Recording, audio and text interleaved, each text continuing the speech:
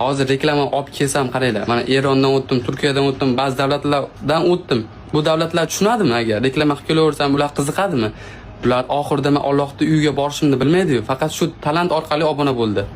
Endi oxirida Allohning uyini ko'rib ozgina bo'lsa ham, ularga ham, sizlarga ham, menga ham savob yozilsa bo'ldi. Do'stlar, ko'pchilik "Sen O'zbekistondan ham chiqa olmaysan" deb qancha yozgandim. O'zbekistondan ham qancha 40 kunda chiqib ketganman O'zbekistonda. Qancha kunlar yurdim, qancha sinovlar, hammasiga chidadim. Inshaalloh bu yog'i oz qoldi.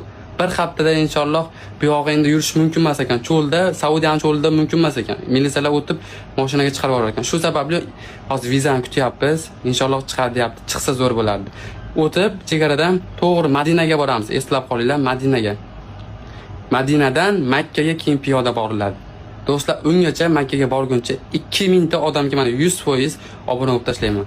Hozir 1000 tadan oshiq odamga obuna bo'lganman. Sizlar foyda ko'ringlar. Do'stlar